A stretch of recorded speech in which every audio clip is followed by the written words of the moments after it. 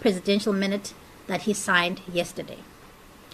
Above all, I do want to remind South Africans that we need to place children at the heart of everything that we do in making this BELA Act a reality.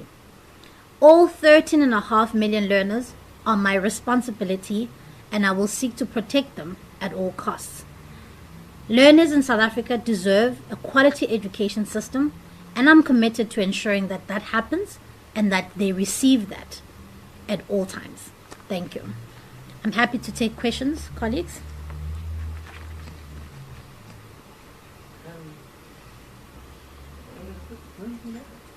Minister, good afternoon. Mariska Botha from the SABC.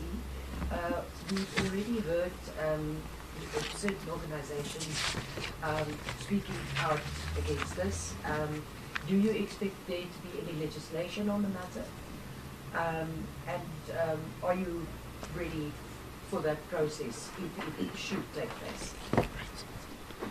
Cool. Legal challenge. Anyone else? Yes, Minister. Mm-hmm. The well-influence of NASA Filen Kunta. Just in terms of clarity on the timelines, I think the one thing that's on top of people's mind is now, so when will the regulations and guidelines be there for the bill to actually be implemented? Can you please just give some more clarity with regard to the timelines? Okay, cool. All right. Right. Let me handle these two questions first.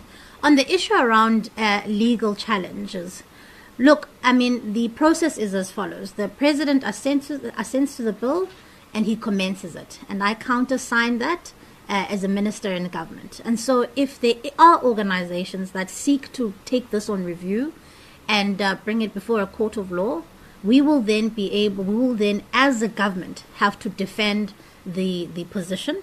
And so we are ready to receive any legal challenges. And I think it's also just important to say that if this matter is taken to court, that perhaps instead of it being the subject to political contestation, that perhaps the court is not a bad place for the determination of whether or not this law and this act meets legal muster. And so I do not discourage organizations from exercising their right to being able to access the courts. But as I've indicated, that will be done on the basis of a legal challenge against the government. And then on the issue around timelines, and Llewellyn, you're absolutely right, people are interested in the timelines. But I also want to make this clear that guidelines and regulations in particular take time because of the public participation element of it. However, I have committed to moving with pace because I would like there to be legal clarity that is given to the sector as soon as possible. I want us to draw the line now in this matter so we can implement the bill that is supported by guidelines and regulations. And so that's why this is a multi-pronged approach. Number one, I would like guidelines to be sent. I've instructed the team to send guidelines to all public schools by the end of January 2025. I would like the regulations to be published for public comment by no later than 30th of June 2025. That then takes the process to the public participation part.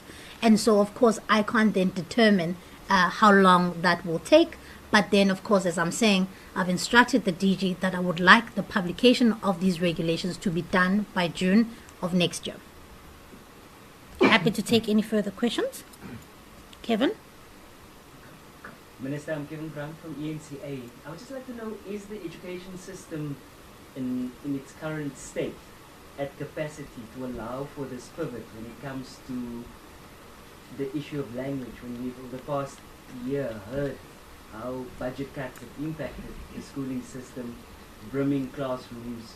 Can we then practically make this shift to make this a reality? Okay. Can I also just add on Kevin's question? The President also said that one of the things that must be looked at is the preparedness of the education system for grade R. And how will that be handled, because the school opening in January and grade R can't wait till middle of the year to go to school. So how will that process kind of go? Minister, Mariska again from the SABC. As you mentioned, there are the timelines.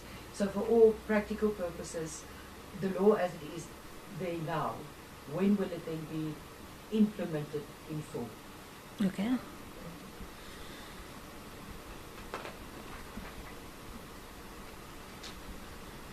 So perhaps let me start off with Mariska's question. When will the law be implemented in full? So when the president commences with the act, he is in effect saying legally that the act is now operational in full.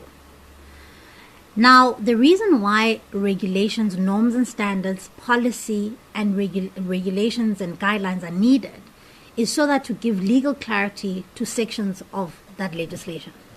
And you raise an important point around budgets and the pressure under which the department is under to roll out compulsory grade R, to look at including additional languages in schools to promote mother tongue. Yes, those things will take significant investment. And this is the case that I intend to make to the Minister of Finance, to say, since the President has commenced with this immediately, we are now under pressure to make sure that we can deliver compulsory grade R. And that's why I'm saying that the guidelines that we are sending, and that's why there's urgency, that I want there to be at least guidelines that are sent to the provinces and to schools to be able to say, how do you handle grade R if perhaps you were not yet ready to receive a grade R class, so that they can get the guidance from the national department on how do they deal with something like that. And that's why the guidelines are there to help them navigate this new reality while regulations are being developed. But yes, it does now mean that we as a system have to make sure that even though about 60% of the system provides grade R, we have to make sure now that we regularize even ECD centers that offer grade R. We have to make sure now that we have a greater scrutiny there, that they are registered so that they can form part of the education system. So there's plenty of work to be done. But I want to assure South Africans that I am committed to moving with pace. But we need to make sure that we do this correctly, because my guiding light here is ensuring that the 13.5 million learners in South Africa are given an opportunity to have a quality education. And so I have to make sure that in doing so, the department and I are guided by that, and we place their interests at the center of all that we do. So there is plenty of work to get the system regularized and get it ready. And so that is why then the timelines become important. So I suppose I'm answering the question, Mariska, in a technical way. When will the act be fully implemented? Well, it's implementable right now. However, the system needs to kick into gear. And the system is not at a place where there are certain things that can be done as of yet.